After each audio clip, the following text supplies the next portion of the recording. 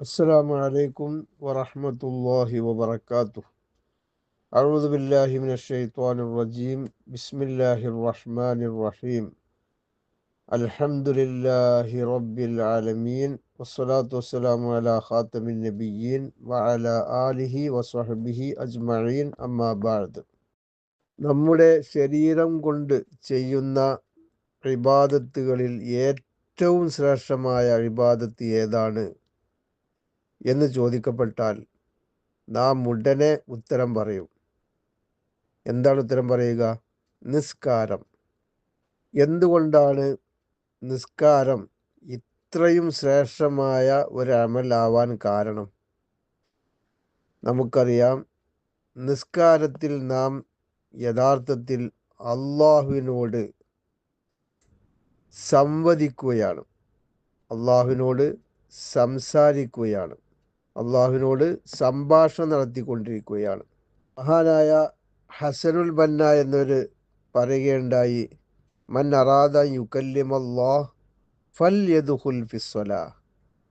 ഒരാൾക്ക് അള്ളാഹുവിനോട് സംസാരിക്കണോ, നേരെ നിസ്കാരത്തിലേക്ക് പ്രവേശിച്ചോളൂ.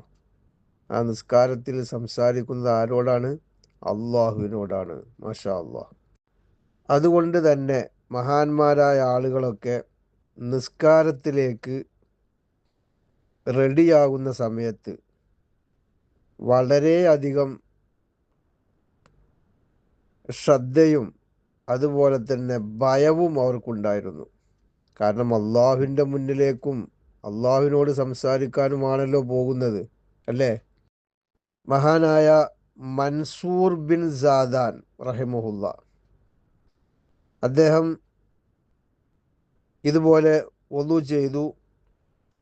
അങ്ങനെ വൊളുവിൽ നിന്ന് വിരമിച്ചപ്പോൾ അദ്ദേഹത്തിൻ്റെ കണ്ണിൽ നിന്ന് വെള്ളം, കണ്ണുനീരിങ്ങനെ ഒഴുകിക്കൊണ്ടിരിക്കുകയാണ്.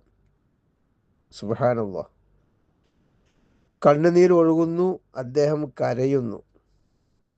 കരയുന്നു എന്ന് മാത്രമല്ല, അദ്ദേഹത്തിൻ്റെ ആ കരച്ചിലിൻ്റെ ശബ്ദം ഇങ്ങനെ ഉയരുകയാണ്. സുബ്ഹാനല്ലാഹ്. ചോദിക്കപ്പെട്ടു അദ്ദേഹത്തിനോട്, റഹിമക്കല്ലാഹ് മാ ഷൈനുക്, അള്ളാഹു താങ്കൾക്ക് കരുണ ചെയ്യട്ടെ, എന്തിനാണ് നിങ്ങൾ കരയുന്നത്? എന്താണ് പ്രശ്നം? പറയൂ, എന്തിനാണ് കരയുന്നത്? എന്തിനാണ് കണ്ണിൽ നിന്ന് വെള്ളം ധാരയായി ഒഴുക്കുന്നത്? കരയുന്ന കാരണം എന്താണ്? സുബ്ഹാനല്ലാഹ്. അദ്ദേഹം മറുപടി പറയുന്നു, വഅയ്യു ഷൈഇൻ അഅ്ളമു മിൻ ഷൈഇനി.